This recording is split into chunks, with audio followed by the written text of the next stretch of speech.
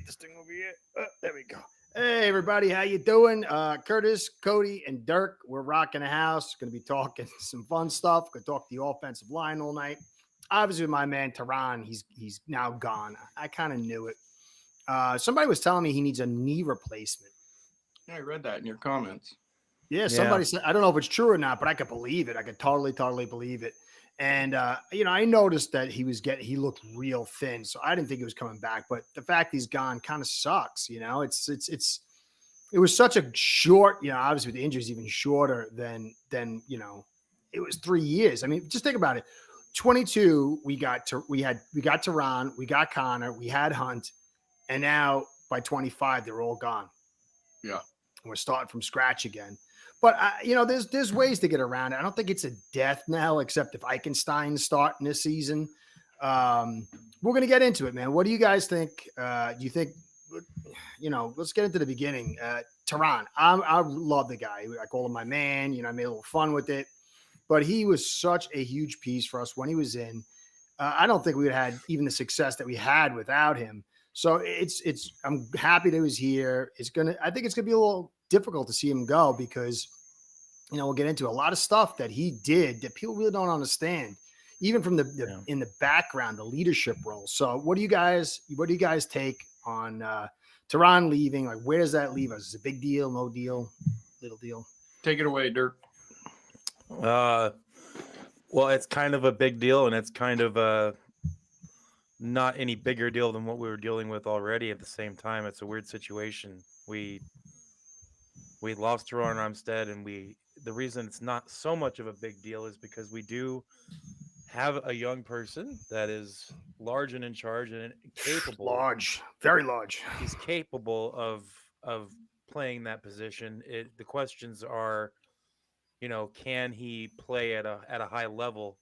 And we don't really have a big enough sample size to really say yes or no about Patrick Paul taking his spot. But what we can say is he has the ability to, and we've seen flashes from him in his rookie season where he did play, where he was very good. And we had some flashes of not so good from him at the same time. So do we have somebody to replace him to play that position? Yes. Do we need to replace that position right now? No, we don't. But the big thing that's bugging me is somebody on that line is going to have to step up in a leadership aspect and be able to set the tone for the offensive line, because I mean, it's clear we don't have that right now. Terron Armstead was that, and now we have Patrick Paul, and the only two that I can think that definitely need to step up and take control of the offensive line and kind of put a no BS perspective on it is Aaron Brewer and James Daniels. It has to be them. It's got to be them. Yeah. It has to be. Yeah. They have to step up and they have to take control of this offensive line. That's where I'm at with it. I don't think we change anything that we're doing in the draft or anything just because Terron Armstead retired. I don't think that affects the draft. No, but no. I think they firmly got their intentions. What about you, Cody? What's your overall take? What do you think this offensive line is now? I mean, I'm okay with the pieces minus Eichenberg. I'm not ecstatic about it, but I'm not, it's been worse.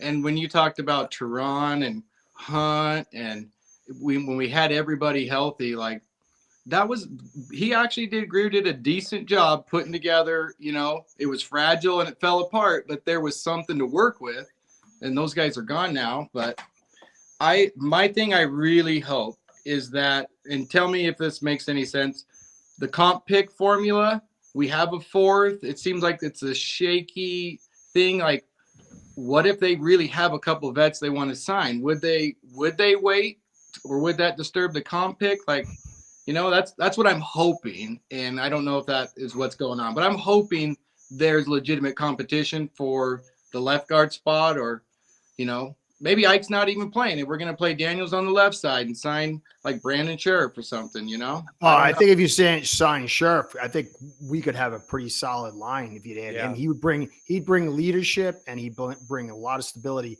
And to truth be told, if you had Sheriff on the left side, Brewer in the middle, Daniels, and then and Jackson, that wouldn't be a bad offensive line.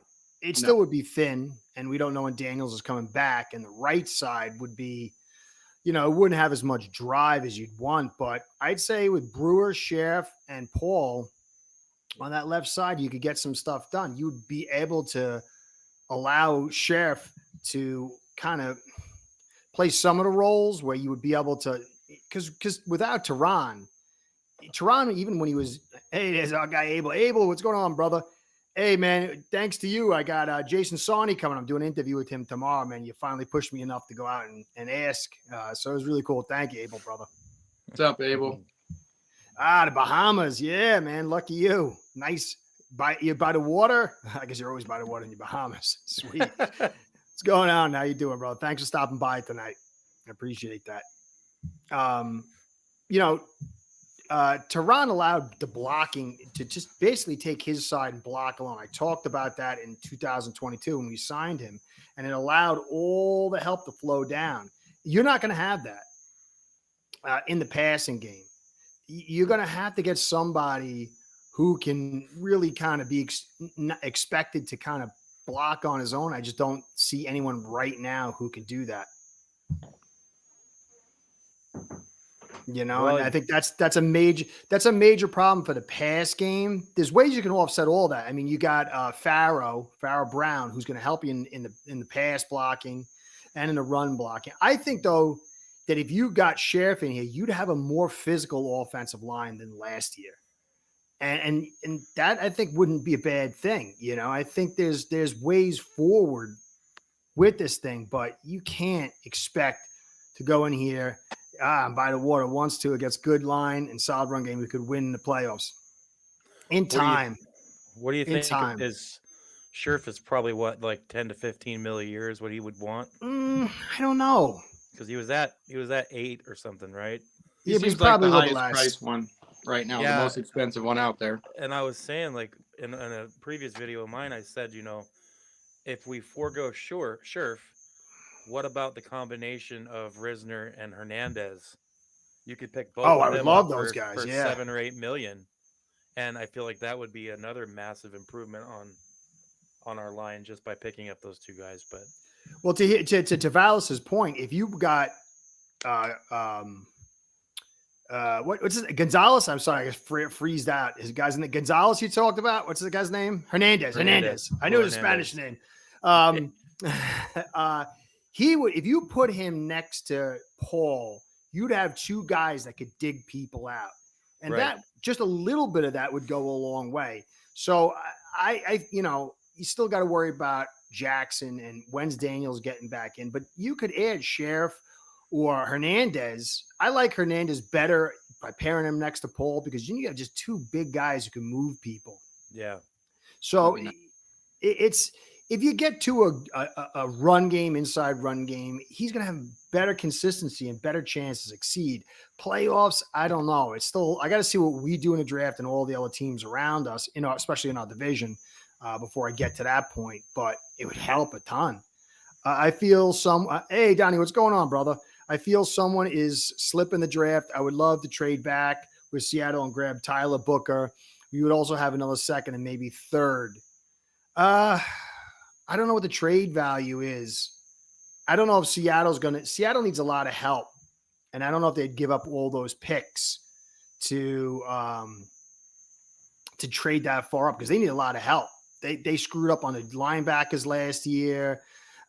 They got the young quarterback now. It's not really young, but semi-young. You got to build this thing up. They got rid of Metcalf. I don't know. I saw a lot of mocks talking about maybe a small trade back somewhere in that 17 mark, 19 mark, and you get an extra third, which would be great.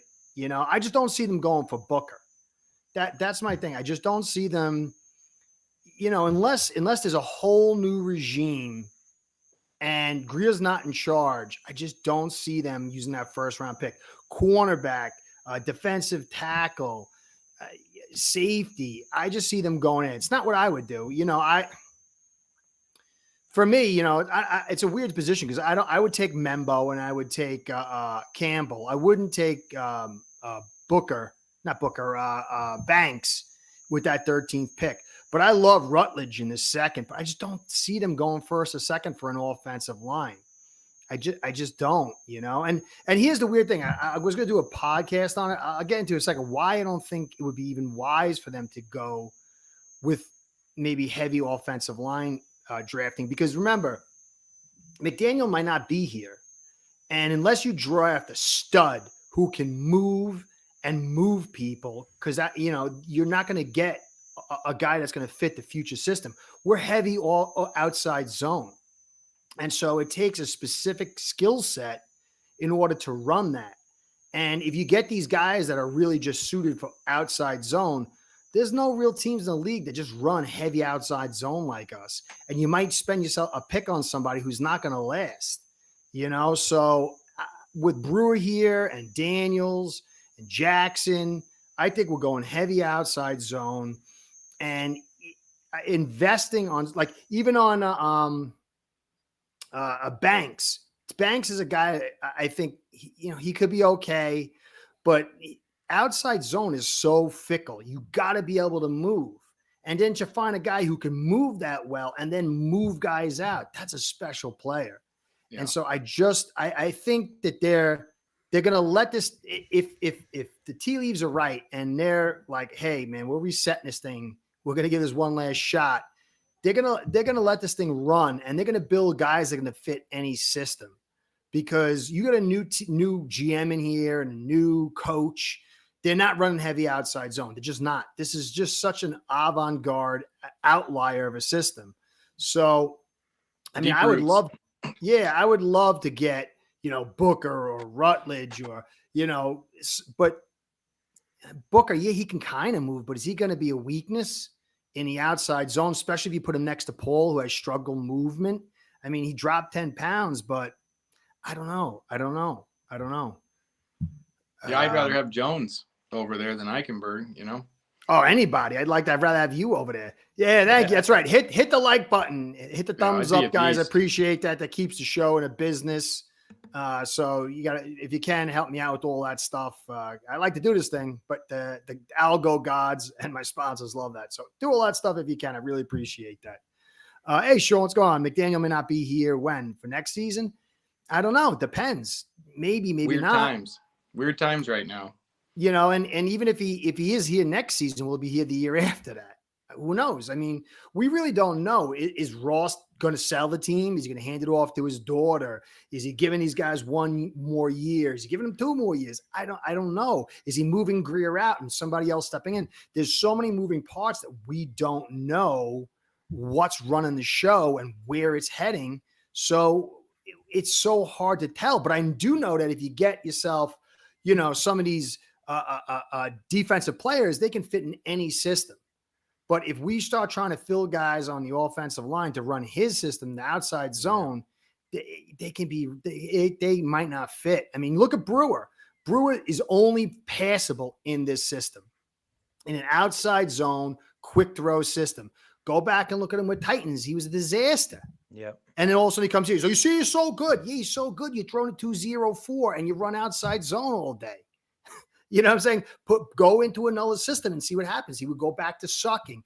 You would see Jackson sucking too, because he'd have to block longer than, I mean, go watch Jackson, a true pass set. It's like his feet are all over the place. His hands are all over the place, and he gets blown away most of the time or blown over. So, and even Daniels, look at Daniels. Everyone's, you know, raging about Daniels, and maybe, but he had 4 good games last year, and he was a disaster the year before with the Steelers, and he was a disaster before with Chicago.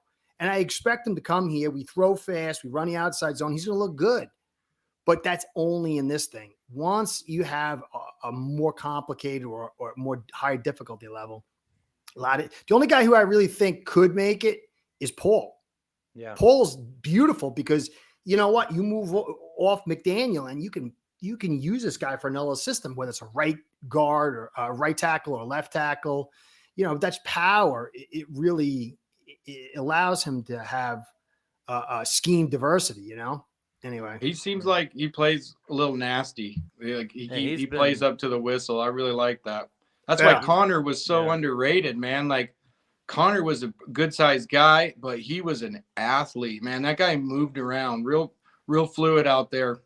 Watching him and Ingold go out just catching bodies all the time, like that was fun. Yep. And him and Hunt together, their chemistry was phenomenal. If you really like sat down and you watch how they worked with each other and how they were able to solidify things, it was unbelievable what they were doing. It's a shame that combo got broke up. It really was. Hey, DeJess, what's going on? Finally caught my live stream. Yeah, we get to hear me talk live and make my mistakes with the guys. Thanks for stopping by, bro. I appreciate that, man. Yeah, Connor at left guard right now. That'd be awesome. Right? Oh, yeah. That'd be awesome. Yeah, he was a guard with Dallas when he got here.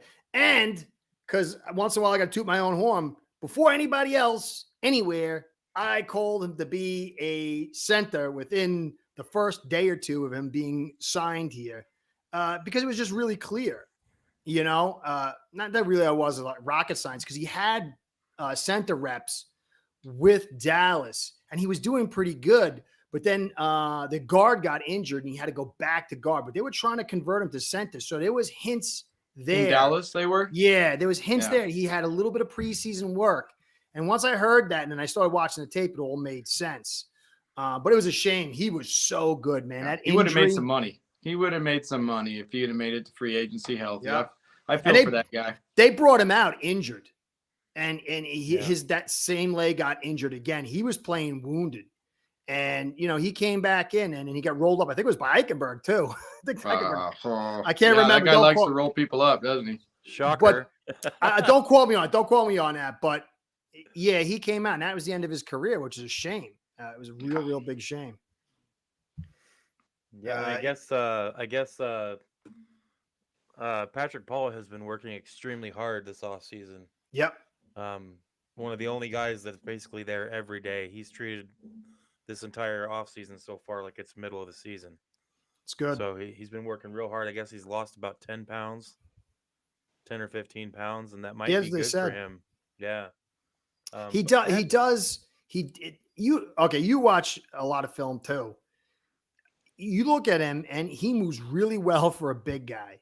He does have a little bit of a knock knee and he does have a little problem with sitting down. But I just don't see how that kid can't be something. Like something. You know what I mean? Patrick Not Paul? like his floor. I mean, to me, Jackson's what you're seeing here with all the Band-Aids and the masking, it appears like he's average, but he's not. But I think that Paul will be at least average. At least. Yeah. I think his floor, just because if you watch him, he handles power really well. He delivers. He's a hard worker and he's smart. I just don't know if he's going to be the guy to do a Terron where he's pass blocking and taking all the weight of it to allow Jackson to be free and the rest of the guys to be free. I don't know, but I know this guy is something. I know he's something. If I had to choose between a player that managed to get his feet outside of his center of gravity or a guy that sometimes would have trouble compressing himself, getting low and keeping himself at a low stage. If I had to pick between one of those two people, I would take the Patrick Paul style any day of the week, because it seems like, to me at least, it would be a lot easier to coach somebody into compressing their body than it is to keep somebody from letting their feet get outside of their center of gravity. And as a lineman, if you let your feet get outside of that 2-foot bubble underneath your body, you're done for. You have no leverage. And Patrick Paul does a really good job keeping his feet. So, I mean, I like his footwork. You're right. He does. He stands up a lot, or but he's so big and powerful. He gets away with it. You know what I mean? Like, it's so, the whole thing, the whole makeup, it's not all the same. So you got a guy who can't sit that well. Okay. If he's 6'3", 310, it's totally different than when you're 6'7", almost 6'8", and you're 340, 350, and you got like real power, So I just think that all the quirks and all the strengths kind of mesh into something. I think the guy's something. So knowing what we're talking about here with what we have on the line and what we need, I have a question for Cody, because he's our O-line guru. Mm-hmm. So Cody, assuming in about I've done probably 150 of these mock drafts already in the last 3 or 4 days. Embarrassingly, I have to say that. I would say 85% of the time, uh, Will Campbell and Armand Membu, or one of the other, one of each, one of them, is available in 85% of the drafts by the time we get to 13. Hmm. So knowing that, would you go with one of those two guys, or would you go with the cornerback, such as a Will Johnson, in that 13th pick? If you had to go one way. I'd go Mambu, me personally, but I could totally understand them trying to get a corner. If you look at Yeah. we might be able to fill Mambu's spot a little easier than probably filling that corner position. In my opinion, if you wait, I don't know who's late in the draft, but it's usually pretty hard to find a starting corner later in the draft, Yeah, it's pretty And much Will we're a Johnson or veteran guard Johnny Barron. away from solidifying the line in a little bit, solidifying it a little bit. So I don't know. I take Mambu. I'm sick of this shit. I want Me some too. power. I want to be able. 3 straight years we're the worst team on 3rd and 1 and 4th and 1. Like, fix that. That has to be fixed. So that's what we always find these good teams late in the year, and we can't get a yard when we need a yard, and it's the same thing over and over. So I'm taking Mambu, and I'm feeling smart because I'm wearing Alf's shirt. So we were supposed to do it in 24, but I think this thing's still eligible for another year. Why so not? 3 yards per Why not? carry, get you a shirt. Alf's great. Yeah, that show's great, man. It really, I constantly grow to appreciate it more and more. I don't really know Simon Clancy that much. Like, I hear him on the show occasionally when I listen, but I'm always like watching. I talk to Alf, and then I listen to Chris Kaufman. Chris Kaufman is really, really smart. There's a lot of good stuff on that. They're really good, man. Really, really good. Yeah, they are.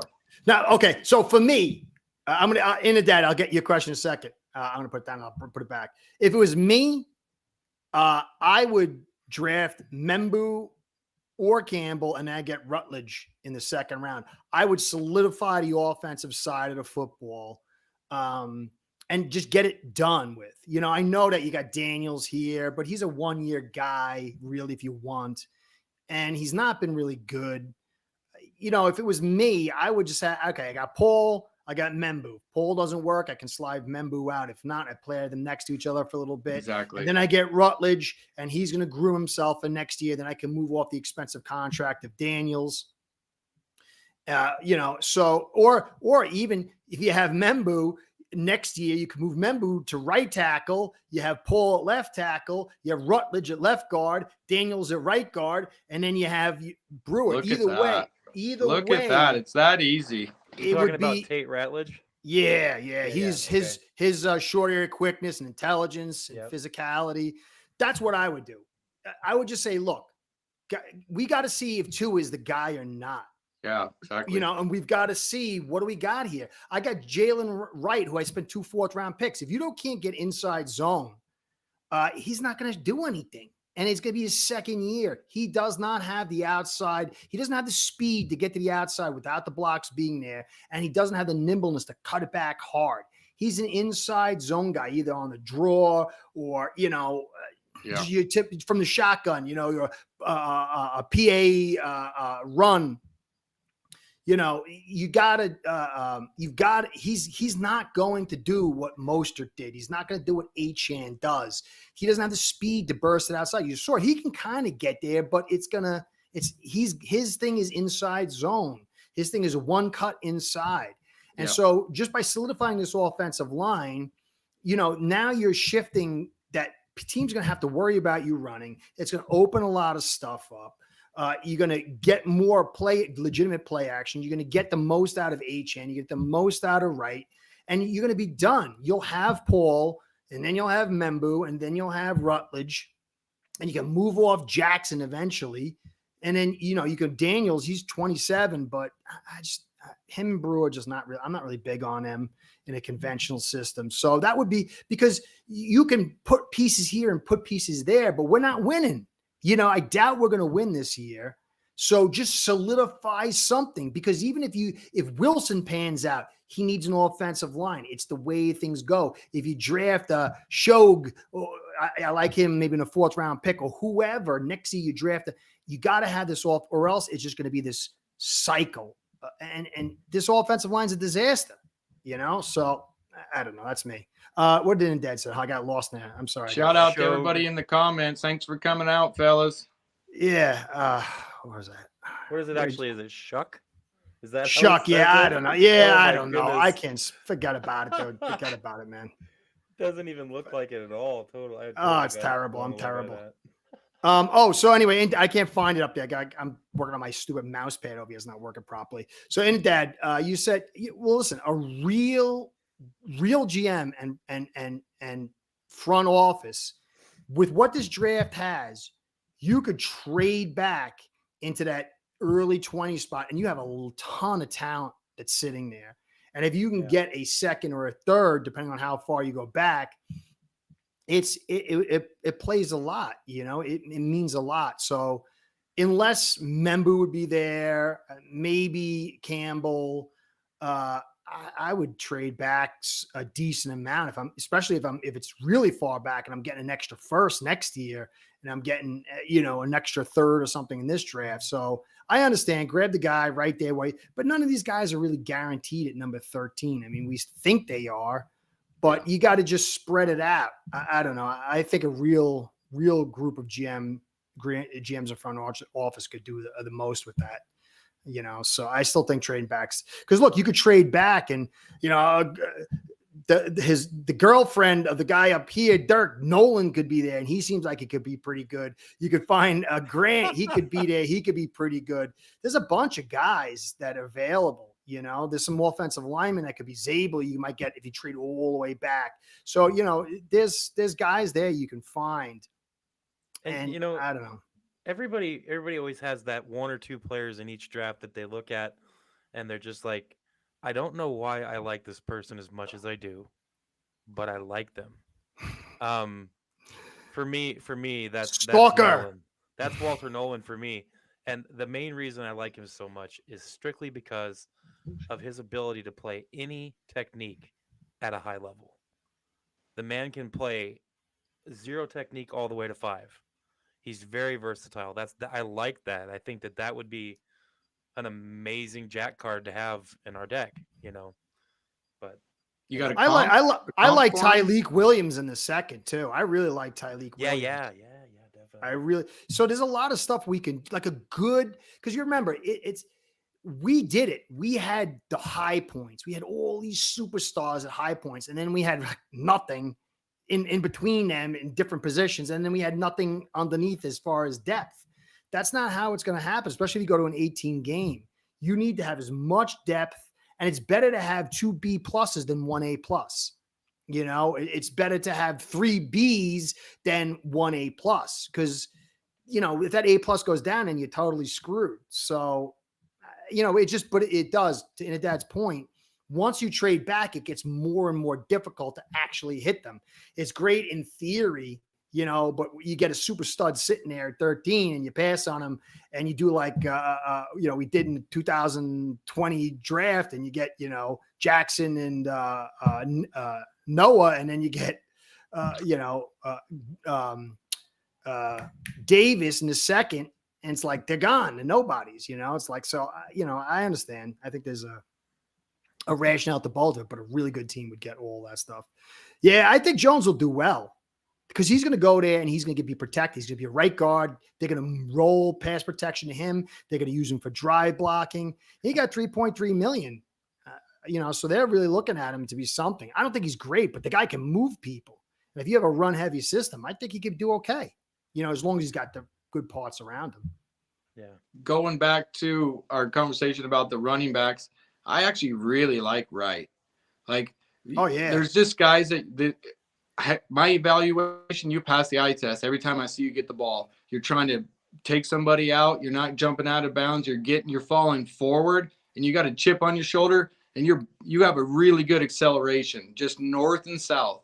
Like when I watch our new slot, Washington, I just go, man, that guy is like Jarvis Landry, north and south. I'm looking to score, and I'm getting what's there right away. And yeah, I'm probably going to lower my shoulder and then try to take some guys out this game. That's how I feel about Wright.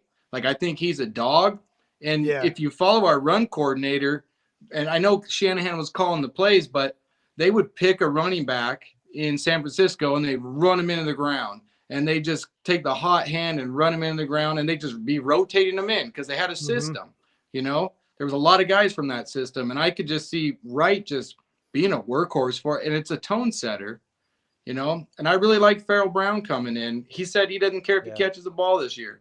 He says he wants to be the best blocking tight end in the league, and that's beautiful. That's sexy music talk to my ears.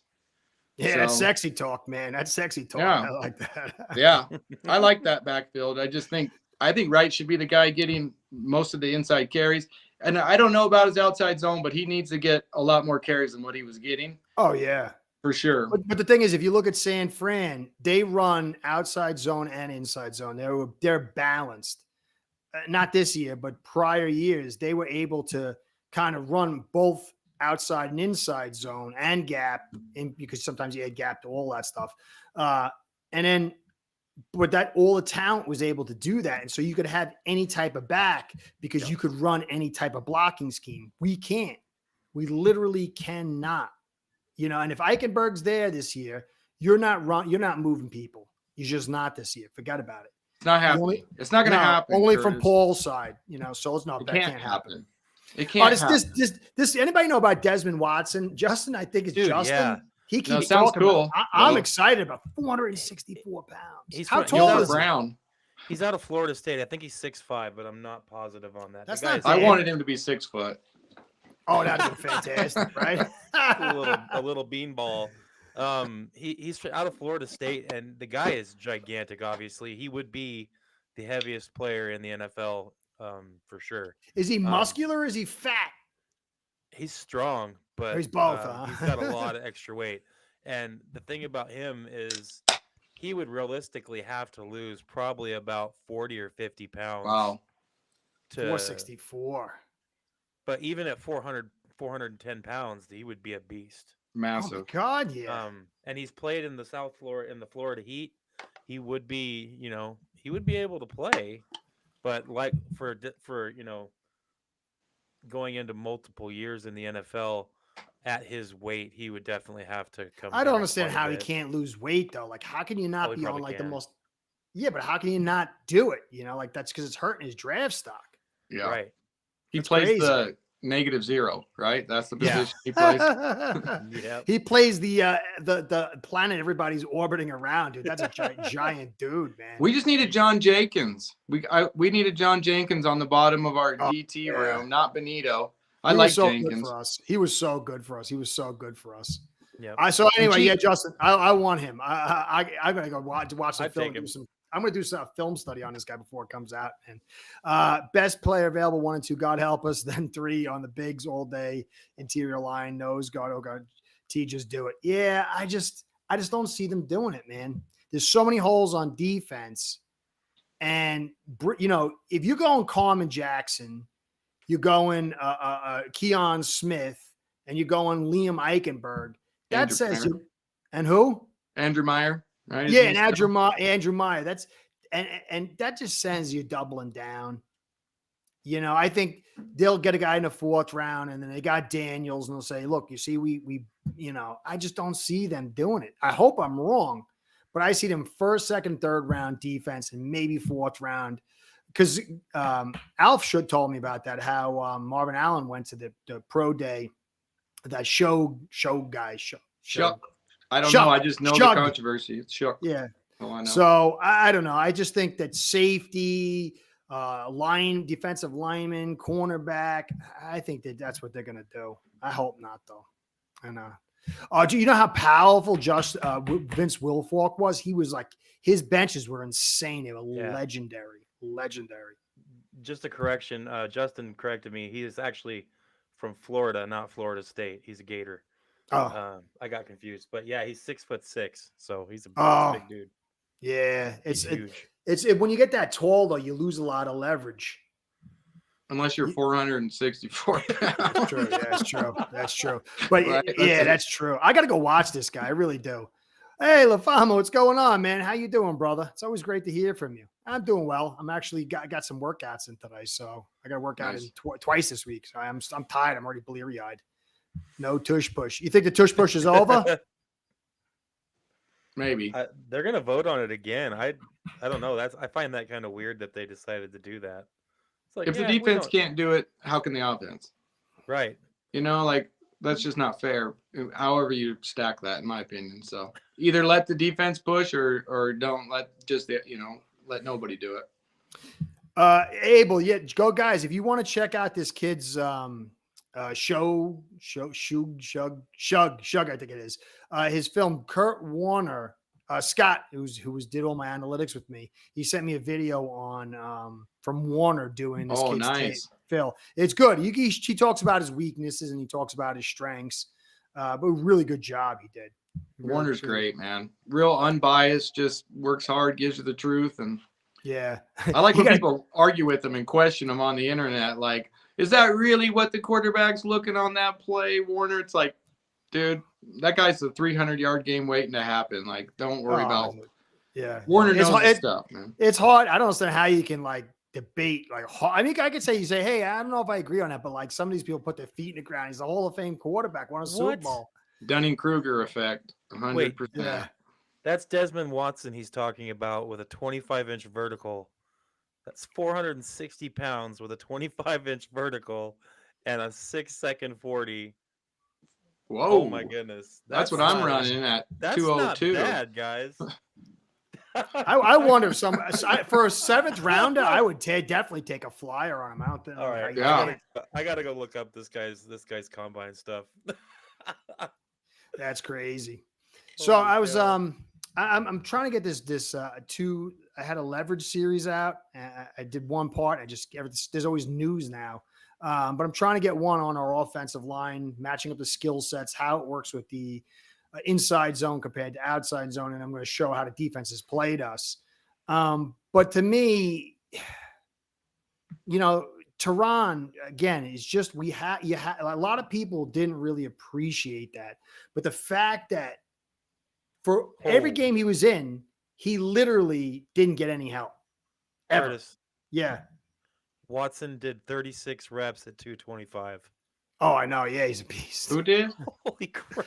I heard somebody say it was 30 something. Like I heard say there's 30 something. So that guy's an animal. Dude, they say he did an 800-pound squat. Yep. I'm looking at all his stats right now from the combine. Wow. Unreal. I'd love to get that guy, man. It's just for the fun of it. I'd love to just be excited. That's gigantic. I just don't understand how you could be at that level he's playing with the talent he obviously has and not be in a 380 range. I got to see what his body just looks like, because sometimes guys carry weight totally different than other people. I thought someone sent me a picture of him and he looked real sloppy. Yeah. I know. I wish I could get a picture, man. Like Gilbert Brown, sloppy. Yeah, he's big, dude. Bigger. Oh. Hang on a second. I can. Yeah. If you could put one up, that'd be great, man. Fullback dive. I might be able to do something here. Can you play fullback? Well, that's the thing is, look, I did a little podcast on it. If you look at, say, Barron or Johnson at 13, and then you look at what's available in those following rounds, is a huge separation of the likelihood you're going to get a starter.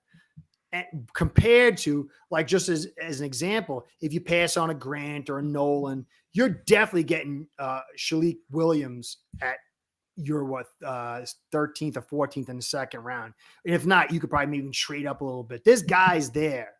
And for me, getting Barron or Johnson and Shalik is a way higher level of opportunity compared to, say, Grant or Nolan and some of these other guys. I can't remember the names I went over. There's potential there, but cornerbacks are hard, man. Yeah, and we need it. We need it. Like whatever you do with Ramsey, whether you have him play a little more safety or corner, wherever you move him, we're hurting in that spot that he just left. And wherever you leave him, we're hurting in the spot right next to him too. Yep. So it's secondary, right? My gut tells me there's some 100%. Really good second. I know it's got to fall, but there's some really good players they're talking about in the secondary. And We need him. We need him. Yeah, I think 100% that's where they're going to go. I think they're going to go corner first. Because Starks, as much as I like Starks, I guess he could play a little nickel, but then you'd be naked on your boundary. And then you'd be forced to draft another cornerback to play that boundary. Cam Smith can't do it. But the Campbell kid, sounds like that kid's a stud, man. I don't know if you guys can see that or not. I can. It looks He's crazy. gigantic. But I saw a picture of somebody else. He was way sloppier than that. That guy doesn't look sloppy at all. he's a big dude, man. Let's pull the trigger. Man. Let's pull the trigger on that one. I like that one a lot. Sorry Just for the fun pictures. of it. That's better than nothing. I can't figure out all this tech stuff. Yeah, LaFama, man, more subs. I gotta promote myself some more. So guys, if you're checking out the content here and you like it, go to aceperhead.com or aceperhead on YouTube. I gotta work on my deal. And hit subscribe. Keeps the how many subscribers do you have? I know you're trying to get to 10K. How many do you have? I think it's 8,000. Yes, yeah, 8,000. It was 8.5 not too long ago, man. That's incremental. Yeah. You're moving in the right direction, dude. Yeah. You got a jersey giveaway? Like, what are we gonna do here? Let's do a jersey giveaway or something. I'm an idiot. I need somebody to tell me what I have no I have no business promotional skills whatsoever, dude. I got to work on that stuff. Autograph that Conan. I'll get a mohawk. Oh, look at that, guys. I'll shave my head for that once we get to 10K, we're shaving Curtis's head, man. 100%, man. Sign that who you got back there, your action figure Conan. Sign that. Go ahead and raffle that off. I got to do something, right? I got to start thinking something because it took Abel like 6 months to get me to go ask. I asked another big guy. I might get another big guy. I haven't heard back from him. That's probably a good choice right there. But he got me to do Sarney. Get Kurt Warner. Warner, man. He's cool. No, I'm going to have Dan Marino, Kurt Warner, and Brian Cox, and Zach Thomas. I'm going to message Kurt Warner. I'm going to message Kurt Warner. Yeah. If I was a little big, I'd be like, but when you go to other channels, push this channel. Yeah. In chat. Yes. Do my work for me. The jackass. Do my work for me. The jackass. I should be doing that. Hold on a second. Let me get this. Where I'm at. Okay. Hey, Dolphin Don. Thank you, brother, man. I haven't seen you in a little bit, but I'm sure you've been around. How you doing, man? Are you having good off season so far? I appreciate you coming by. I really do. Let's see where we at. Put comments. I guess that's for you guys. Yeah, I think I did that one already. Oh man, what a yutz. I'm higher on Johnson. Yeah. Alf had a really good point, and it made me think of something. So we're going to be in a division with May, Fields, and Allen, and they are all runners and tough to take down. Johnson is a terrible tackler. Terrible. Jahdae Brown. So the one downside, and it's not a terrible downside. So if you're an offensive coordinator, the more guys you know where they're going to be, the easier it gets. A little bit easier each time. Like, I know this guy's going to be here. Johnson, he's playing boundary.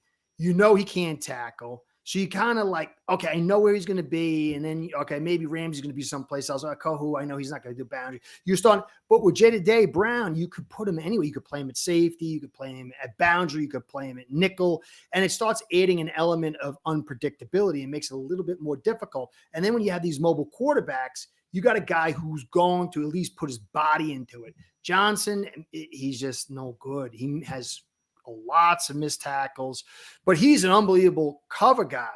So, you could build around that from a philosophical standpoint from how you add players to your defense. But, if I'm one of these coordinators, I'm getting my quarterback to the boundary and I'm going to make sure that Johnson's got to do some tackling. And that could be a little bit of a downside, I mean, you can offset all that stuff. What's your retort on that, Triple F? I just think that, I like them both. Don't get me wrong. I do. But my one issue with Jahdae, with Barron, is that he he struggles more on the outside. So when I was thinking, you know, we would need a number 2, we need somebody on the outside. But that all, like Curtis said, you know, that all depends on, is the rest of the team going to do their job? Because if the safety's making the tackle on the quarterback all the time, every time they leave the pocket, something else is going on. You know, that so Well, like I Alf said, had another really good point to this. He said that the way Weaver runs his defenses, a lot of these cover threes, you don't need a sticky corner all the time. So you could put him out on the boundary and then you just drop to a cover 3. And you could put him out on the boundary and have him play man coverage on occasion if it's like the second or something. But yeah, I agree on that one issue. And I don't like I'm not really big on the smaller guys, but he's pretty thick. So I think there's pros and cons to both these guys, you know. Yeah, Richmond Webb. Maybe I'll get drunk one night and have the courage to go ask Richmond Webb. I'm like a little fanboy to him. That was like my guy, man. Sims, Webb, Marino, Cox, Keith Byers, Daryl Gardner was a little bit later. Tim Bowens was one of my guys. Dwight Stevenson was like, I liked him almost as much as I liked Marino. He was like a big one for me. I like Clayton and Duper. I was a little bit young, didn't really fully get it at that point. But for some reason, I liked Dwight because everybody was always talking about how, even back then, they're like, this guy's the greatest ever. I'm like, greatest ever. I like that. That resonated with me, you know? Every time I say anything I'm sorry, anytime I say anything to Richmond Webb on X, he always replies. And every time he replies to me, I always like get these little girlish giggles inside, you know, like, you know, like, oh, he's answering. I'm starstruck by him like crazy. I'm afraid to shoot my shot and ask him to come talk to me. But man, that would be an amazing guest to have, Curtis, if you got Richmond Webb on your. I know. I'm getting there. I'm starting to like lose some of my inhibitions. Hey, didn't you say you were supposed to be on with TD at some point? Did that ever work? I'm still working on it. But you know what I'm coming to figure out? When people say we should totally do a collab, then nothing happens. Yeah. So, I'm one. Yeah. I've been there a couple times. Yeah, I sent him a message like he told me to, and I've left it at that. I'm not the kind of guy that that pushes and pushes, you know. Yeah, but I was going to think about asking him to come on here too. That'd be a good program. I'd love to watch. Yeah, I would. He's a bad guy. He was the bad guy for one reason. I was a bad guy for a couple of years for another reason. Be interested in meeting the bad guys. Yeah, maybe you got to get some bad guys on here. I know some guys. He's pretty ostracized in the community, but damn, he's been right about a few things. I don't agree with his takes on Tua, but Scooter. I don't know if you know Scooter. He's a guy in the community. He's really been anti-Tua and anti-Greer. He doesn't change his tune.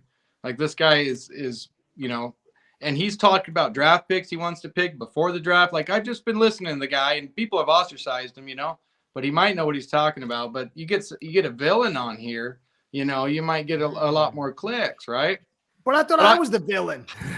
I got a front office question. You're not villain enough. You're educated. It just doesn't seem like you piss enough people off. Scooter, I don't think he gives a shit, and he just says whatever. But I got a front office question, and I'd probably want to ask Alf too. Is there any connection between Marv Allen and Champ Kelly to see did Marv get somebody that he's worked with? Is just to see if he might be the guy stepping up as our GM, you know, and Champ the assistant. So I just want to know if they have any history together. Yeah, I'd like to know who got him. Was it Greer? Was it Marvin Allen? Who actually reeled him in? Because that would actually help us understand what's going on in the background. Yep. I don't know. I don't think Marvin Allen, because Marvin Allen, I only know from him is the Bills and KC. And Champ Kelly was from what was the team that he was with? I did a study on it. I can't remember now. Who did he drafted? He had the terrible, the Chicago. I remember him being with Chicago. When they got that terrible quarterback, they jumped over Allen. Mitch. Yeah. Trubisky. Yeah. So I don't know. I'll look into it. I'm going to look into it. Into it. Trent Biscuit. That's what I call it. I know the contracts make it difficult but Hill for another second round, we worked it. No one's given a second, and I think the money is too much. Maybe next year you can get something. Certainly you can get a conditional pick if you let him walk. Nobody wants him for their second round pick. It's too much baggage. You'll never get a set. I mean, it'd be worth it if you could. I would definitely. I would take that second round pick and I would go get my offensive line and get my run game going and just move on with it. But all-time low value for Hill right now. All-time low since we've had him. Probably in his whole career, this is the lowest value Tyreek Hill would probably ever go for. Right after that 1,700-yard season, the last one of those, maybe. But right now, it's still something, but it's the lowest value Tyreek Hill's probably ever matched. Yeah, Jacob Parrish. Grab my notes. Indade said something about Jacob Parrish there. I got notes on him someplace. Let me find it. He's intriguing. I keep talking. I got to find my notes. I don't remember the guys' names. I don't know much about Siobhan Revel, but I do know that I think Jacob Parrish would be a good pickup, especially if he's available. I mean, that would be a hard one to pass on a day 2 draft for sure. Yeah, but from what I was going over, I don't remember the exact. Let me find it here. So no, I got like 5 books here. I'm not even sure it's going to be in this one. Yeah, I know. I'm seeing a lot of people talk more comments about wanting Hill gone. Like I said, I think all of us kind of agree with the attitude and the stuff that comes from Tyreek Hill. We all, at least I do. I agree with you. I do want him gone, but this year, if we got him gone this year, it would hurt so much. If it was a before June 1st cut or trade, you're looking at $25 million in dead cap. Dang. Oh yeah, you can't get rid of him. I mean, that's gonna hurt us so bad, guys and gals. Like, there's no way that getting rid of him this year makes financial sense. And realistically, I kind of want to see what we do with him in the slot this year. So I kind of want Hill to stay this year just because I think that he's going to be able to do some real damage in the slot now that we have Johnson Akine. So yeah. When can we move off? When does it make Next year. sense? Next to move year. off? Next year. next year. Sorry, Dad. I did a whole podcast and I just can't remember the names on. I got it. I think my daughter took one of my notebooks. I got like 5 notebooks over here. I did a study on, but I didn't feel like any of those guys in the second round. There was one guy who looked really good. I can't remember his name, but he had real technique issues. And it was one where I didn't like. He was a little bit smaller. And one guy ran like Bryant's kind of smaller. 4.4. No, these guys were all second round. So I'll get into it in a dad next time. Sorry, I'm a little bit of a disaster here. But when I was going over the notes on him and watching him, I didn't feel like any of the second round were as surefire as Jahdae Barron or Johnson. But I felt like Shalik Williams, I thought that guy is the guy I really want in a second round. I felt like there's real potential there. Maybe not as good as some of these other guys, but he was 334. He's got some pass rush. He needs to work on some things. But when I was watching, he's built pretty good. I just felt like when I looked at him, I felt more confident going for him in the second round than some of those corners. That's just my quick take. So, but that's just my gut reaction. Let's see, where am I at? He'll quit on the team. You can't trust in that. He's all for himself. It just now he's for because he wants to get his name back so he can get another year to pay for his next batch of kids. And we're set up. We got a young guy right behind him that can get it done, with help around him. Like, Waddle's a stud, man.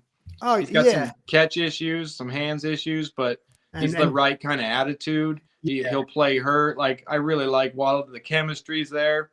Like, we have a guy waiting to be the number one, and he's paid like it. So, yeah, the thing with Waddle is that if we can get a high second round, I think we went over that one, right? Yeah, we're not going to get it though. You're not going to get it, bro. Maybe next year, if you have a great season with him this year and he plays well, You still hold Yeah. his contract next year, and you'll have more opportunity to get something for him.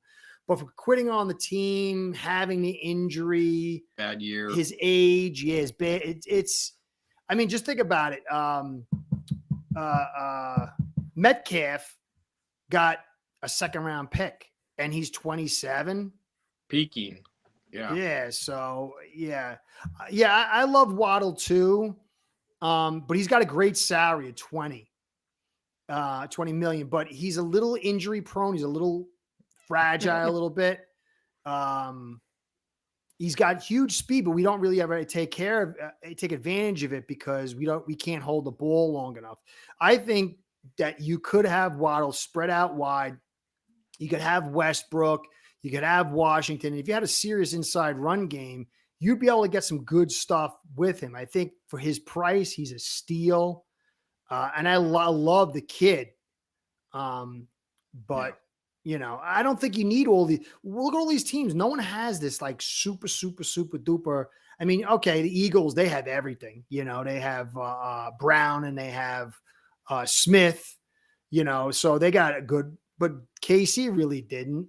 Bills really didn't. Bengals, and they're built just like we are, and they have the same struggles. So I just think that you can find guys. Look at the Lions with Amon St. Rod. They found him in the fourth. You could find these guys. And, the more diverse your offense is and the more you're able to run the football and your more legitimate play action you get, the more longer you can block and set up true pass sets.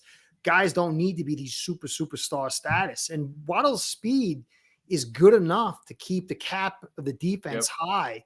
So you get another guy who's, a possession kind of guy with a little bit of speed. You get the nice tight end, and then you have a little slot guy that does some stuff, say with Washington. That's got to be good enough, I feel like we made our offense more diverse this offseason and just plugging some of those roles that we didn't have, like a really good blocking tight end. And I don't know a lot about Farrell Brown, but seems to have a reputation that he can get it done in the blocking game, and he likes it.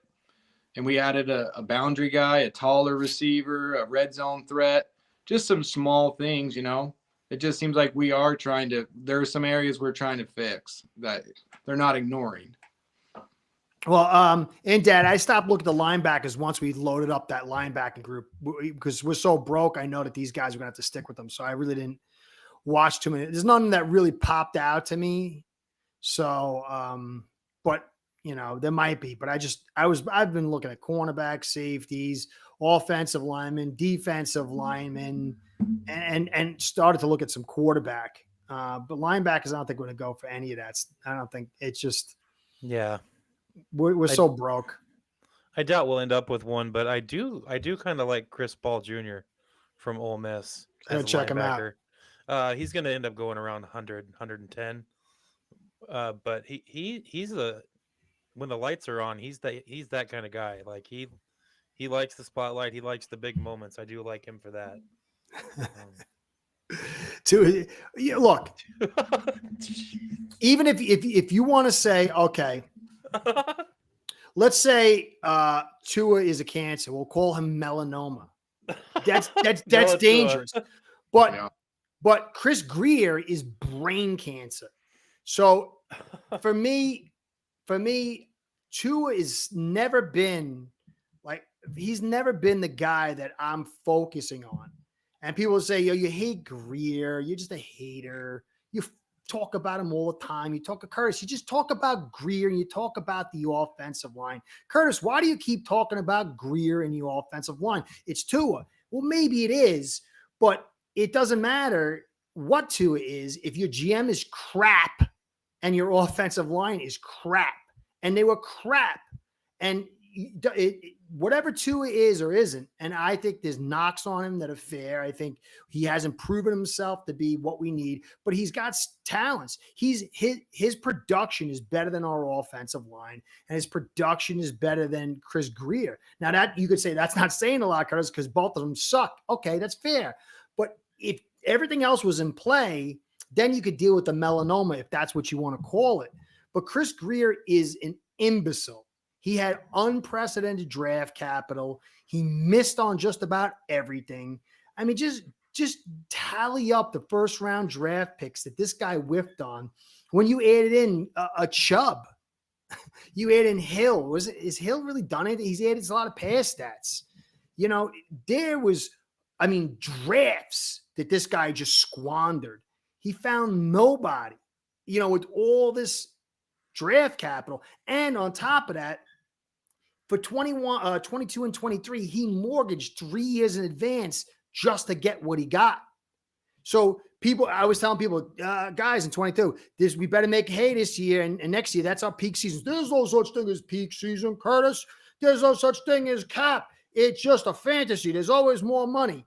And then, like I said, well, guys, I think we're going to lose Van Ginkel. We're going to lose Hunt. We're going to lose Wilkins. What are you talking about? And then why do you think we lost them? Because we mortgaged the future. And Greer had mortgaged years in advance with unprecedented picks. And he went from the youngest team to the oldest team in 3 years. The guy's the most incompetent. He is like, he's like the Dante Culpepper in Miami of GMs. He's as bad as it gets. And people will say, well, he's not that bad. He's not that bad. How many first round picks did he have that he taught, and all those other draft picks and all that money? He sucks. He's more the Trent Green because of the injuries. And that's kind of Greer's calling card and some concussions. So let's go with Trent Green. So Ken, I definitely think there's room to talk about Tua. Should we have gone for Herbert? Should we have gone for Love? Should we have gone for another position? That's all fair. But it doesn't matter who you had here. Look, I love Don Shula, but he sucked as a GM. And Dan Marino is as good a quarterback as you can get. And his offensive line was only good at pass blocking. He went nowhere. And that was as good a talent a quarterback as you can get. So for me, look, when we get everything straightened out, then I'll laser eye on Tua and say he's guy or not. Obviously, the injury thing's huge. I do think he gets the jitters in big games, but he's come up with some big plays. He's got some really good talent. So for me, it's all about those two guys first, you know? So not to knock the eval, but I just think there's just higher priorities. And that's why I spent the last 3 years, you have to understand something, guys. I spent 3 years telling you Greer sucks. It was Flores, Curtis, you're an idiot. The offensive line sucks. We just ran for 300 yards, and you're telling me the offensive line sucks. And then 3 years later, everybody's saying Greer sucks and the offensive line sucks. So that's the platform towards our failure. You look at San Fran. They had Jimmy G injured, got rid of him, spent unprecedented 3 first-round draft picks they gave to us for Trey Lance. He wet the bed. They got rid of him. And then they found Purdy in the 7th round, and they went to a Super Bowl.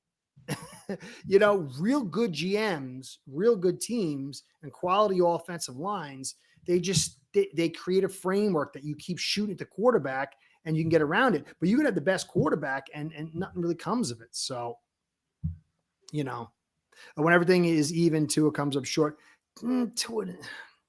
Look, every game that he's in, he doesn't get blitzed. He has to throw a 2-0-4, and he throws against 7 DBs dropping. If you go back and you watch Dan Marino play, and just go back and watch the Super Bowl when Dan Marino played 49ers, and Ronnie Lott had mentioned this. He said they came out and played Dan Marino honest, drove down, scored a touchtouchdown, and they all got together and said, we can't do this. They just dropped 7, 8 DBs, and they had 1 linebacker, 3 D linemen, so that's 7 DBs, and they played it for the rest of the day. And even Dan Marino struggled. You got Tua is not elite, no matter if you really, really like him or whatever. So you've got to create conducive environments, and the kid's always in a non-conducive environment. Not always, but mostly. And when he gets blitzed, look at, as an example, Ken, just to be fair, look at 2023. Take the injury thing aside. He was allowed to throw the ball at 2.35, and he was blitzed at 25.5%, and he had unbelievable season when he was healthy. But then the next year, it all dropped, and then it dropped farther. And you can see his productions on a descending curve. And that's because the framework was non-conducive. And, it's even Burrow struggled too, but Burrow's a much better quarterback. So I don't know. I think that he has his failings. I don't think he's proved it. I do think he can get nervous. But I just think that by far and away, the offensive line and the GM is the biggest elephant in a room. Like it's like a pink elephant with like sparks shooting out his behind. And, I don't understand how for 3 years people didn't like really fixate on that. It kind of boggles my mind. Like it wasn't that big a deal. So QB so easy. It's just too easy. It's so black and white. I don't have to do a lot of deep thinking about it. I've heard enough that he sucks on the internet, so I'm going to really start. It's not to say he doesn't screw up. There's fumbles, he there's does. stupid picks, there's the injuries, running when he shouldn't to get injured. There's legitimate things, but Mayfield's winning. And there's also him going into Buffalo and going, 22 out of 28, 27, 25 with a run game. Like, surprisingly, Liam started in that game, but he can play. He can play. And maybe he will shit the bed in the biggest moment. I don't think he will. I think he's got that DNA, but I don't think he can't do it on his own. He's not that guy that's going to be like, I'm going to pick everybody up. And there has been some drives, but he needs help around him. He's still a young kid, and you just got to build around him and give him a run game. He can play, man. He can play. Yeah, you see, like, to me, that's what I would say. He would be like, if you look at Breeze always had a good offensive line and always had a good run game. And big receivers. Because Peyton understood that. Why do you think everywhere Peyton goes, he has a very complex playbook? It's a very adaptive playbook, but it's always got an offensive line and it's always got a run game, because he understands football's about 4 or 5 plays. And if you get them in the right spot and they're going to blitz and you dial up the right play and you get the protection, that's how you get to your vertical plays, your big chunk plays. But we don't get that. We got it in year 1, and then everybody said, oh, these guys can't run inside. Oh, these guys can't block. Just we'll send 4. And then they'll, in 2022, he had 45% like play action or something. It was crazy in order to get the protection that he got to get 2, 3, 5, which is average for the rest of the league. So I just think there's a lot that goes into it. Hey, DF, is this the old DF with the different picture up there, the guy I used to talk to? Or is this a new DF? It's got to be the same. How many DFs are watching you? I don't know. DF's the best, man. I love that guy. If it's the same DF, but if it's a new DF, I like you too. Yeah. Curtis, your point, people that focus so much on his deficits are essentially pining to be the current Bills and Marino Dolphins. Perhaps I want to say, given the 25 years. Yeah, well, that's it. Either a quarterback is everything, and if it is, and it dictates everything, then Dan Marino sucked. And Josh Allen sucks. Burrow sucks. How far do you get him this year? You know? Oh yeah, nice. How you doing, How you doing, brother? I hope you're well, man. I'm great to hear from you. I saw the DF a couple times, but I'm used to your old picture, so it took me a little while to like figure. Oh, this is the same guy, just different picture. I'm glad you're doing well, brother. Kenna, I really don't care who we got at quarterback. I just want to rep. Yeah, well, that's it. Well, that's the thing, guys. You just have to understand. So you look at the Steelers, you look at the Baltimore Ravens. They build a particular framework with a particular philosophy, and they just roll. And then they bring the quarterback in. Oh, he don't work. Get rid of him. Wait till another one. But the same system of physicality, consistency, hitting on your draft pick, getting value, character, it carries that framework from season to season in consistency. And notice they had the same coaches forever. Yep. But we're always trying to do the latest thing. We're always trying to be hot and snazzy, and it never works. We're a flash in the pan because our philosophy is one of, it's the flavor of the day, and it constantly rotates and changes. And we really don't have much acumen. But Tua could do well. He could certainly win a playoff game or two. He might stall out in a conference championship or a Super Bowl. But if you had built the right team, if you took him and put him on some of these really good rosters, you'd be like, oh, this guy's a good quarterback. He gets injured too much, but he's a good quarterback. He'd be like Jimmy G. Jimmy G was a guy who had success with San Fran, went to 2 Super Bowls, I think. And he had huge injury issues. And not the same with the concussion, but they had the right framework. And they totally wet the bed and then pooped in it and rolled in it and then brought their friends in it who pooped in it and wet in it. And then that with Trey Lance. And then they just cleaned the sheets, took a shower, and they brought Purdy in, and the thing kept on rolling. And so that's our biggest problem. Greer is inept. We have too much turmoil in the organization. Ross puts his fingers into the pie too much. There's too many voices. It's corporate run. And then our style is he thinks that he wants to build. In his mind, he wants the 80s Dolphins. And he wants to put points, thinks the fans want points.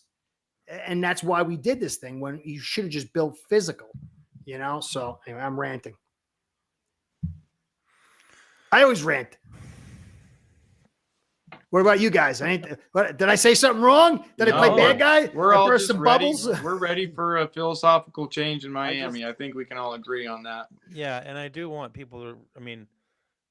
Let's be chill with the quarterbacks in this draft class. We got to remember that this is one of the lesser draft classes of quarterbacks we've had in a while, and it seems like every year we always pick out 5 or 6 quarterbacks to be those players every year, and they're not that.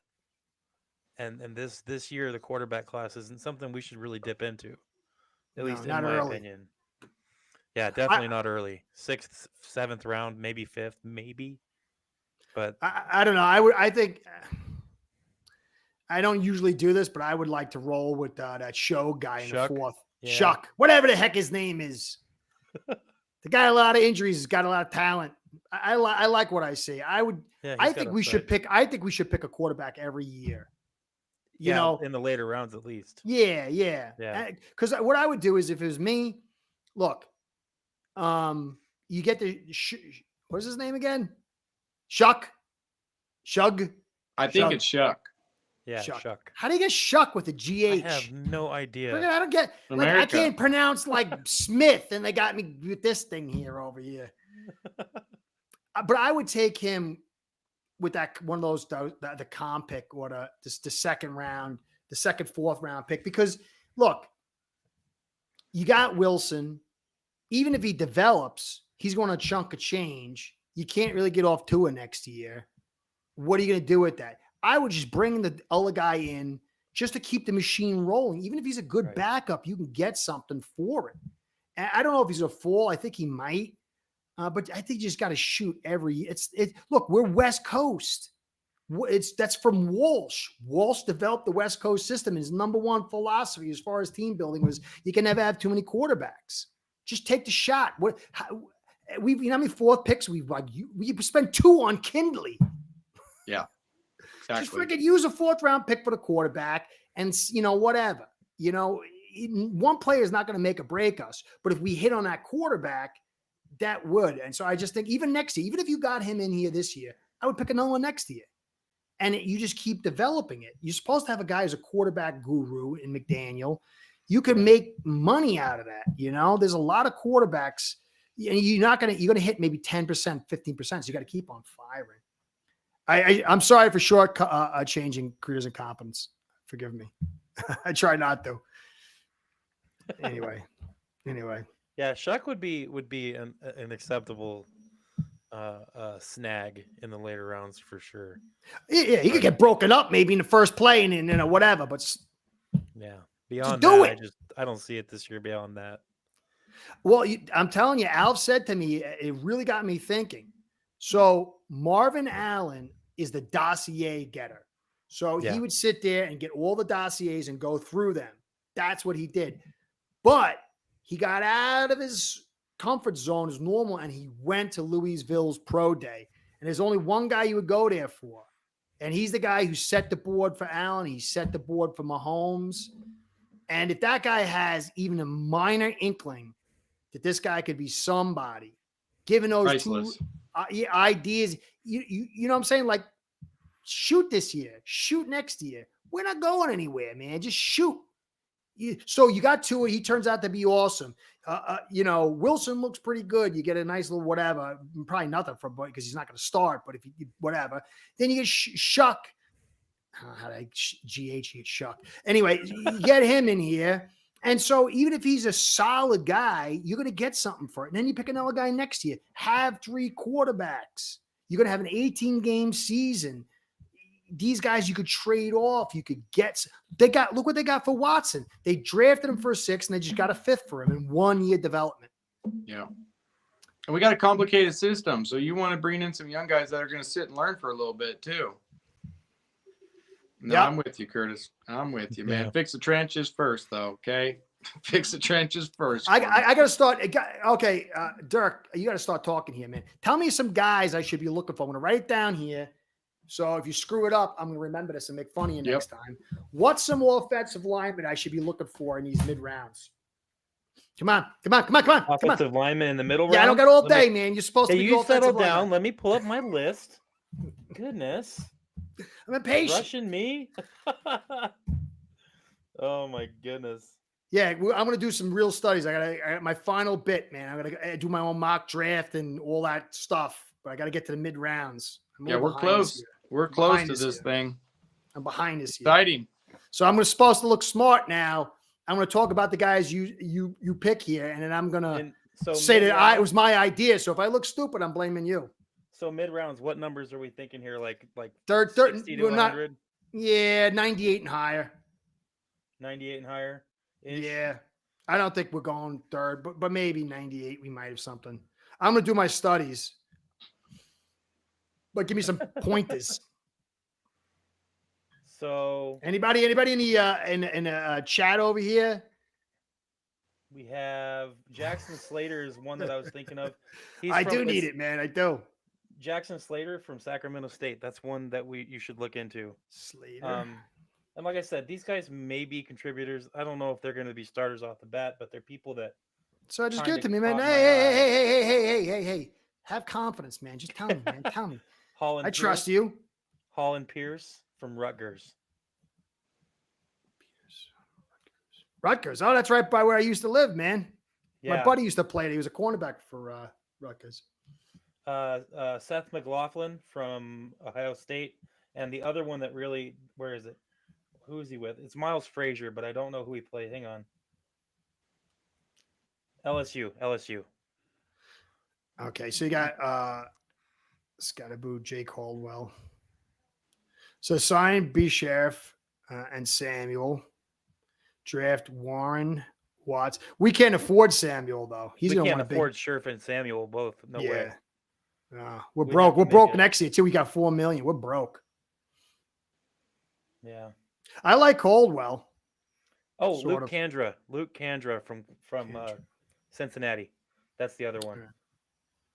All right, I'm gonna go check them out. I'm gonna do something this week.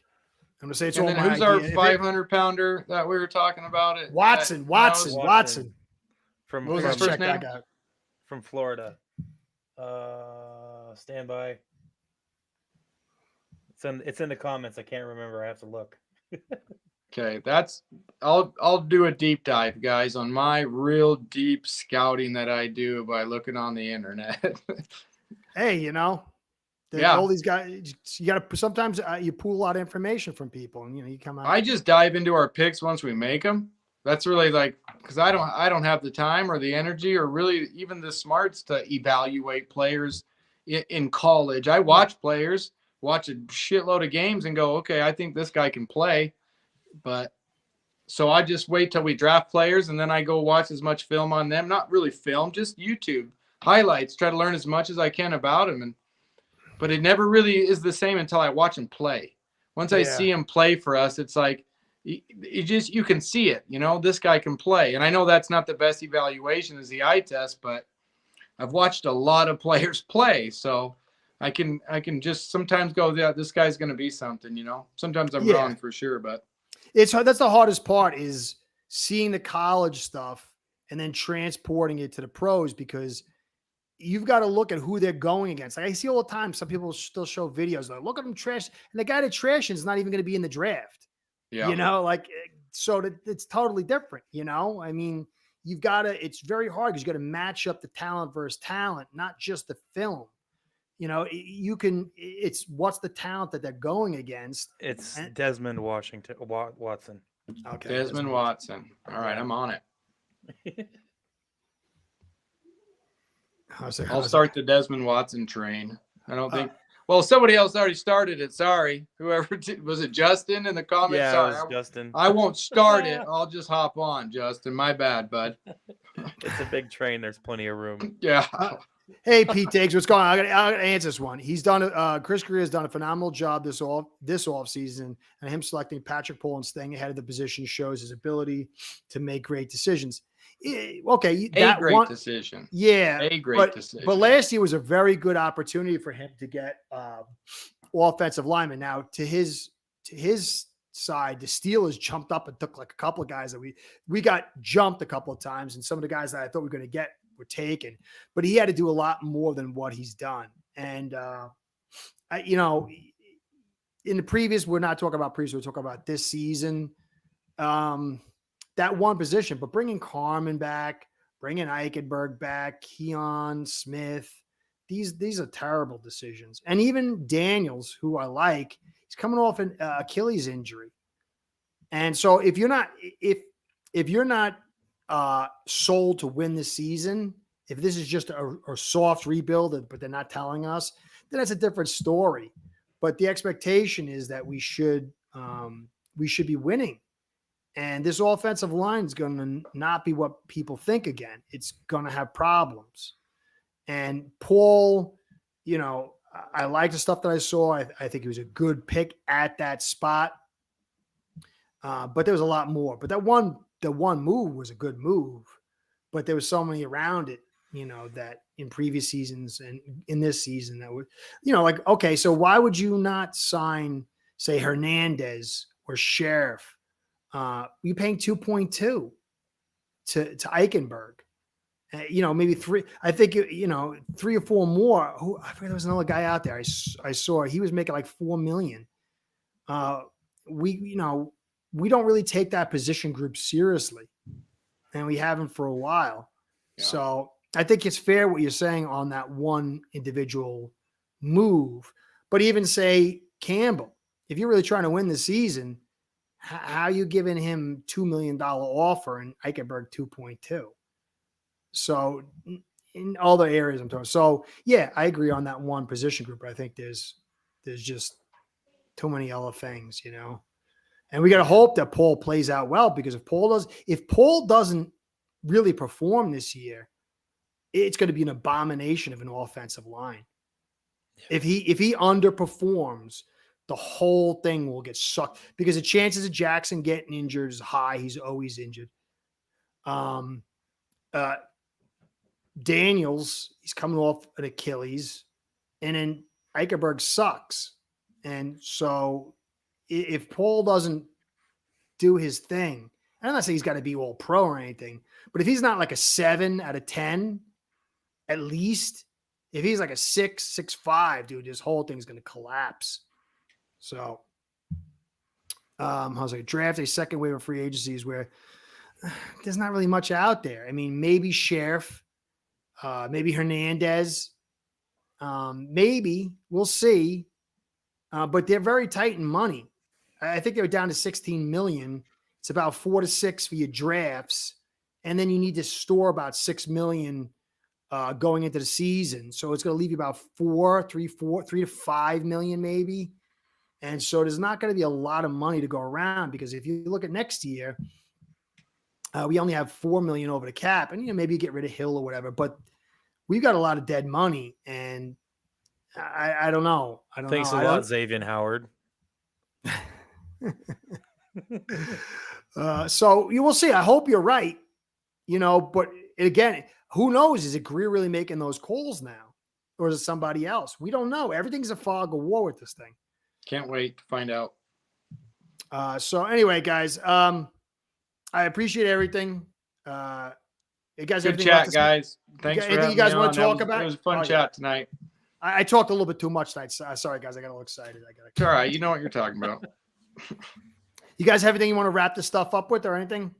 38 more days of school, and then it's summer break for this teacher right here. So good for you, brother. Good for you. Yeah. Good for you. All right. So, wait. guys, you got to sub to my man Dirk the Daring and his Frozen channel. Triple F. Yep. Check him out, man. He's a good guy. He knows what he's talking about. He played bigger time ball. So he doesn't come on here just to make me look good. He's also got his own channel. So check him out there if you can. All right, guys. So that's it. Everybody, I appreciate it. Cody, Dirk, you're the best. Sign Will Abel, you're not Hernandez. here. Everybody else, thank you so much for everything, for coming on tonight. Have a great night. Go Fins. Fins up.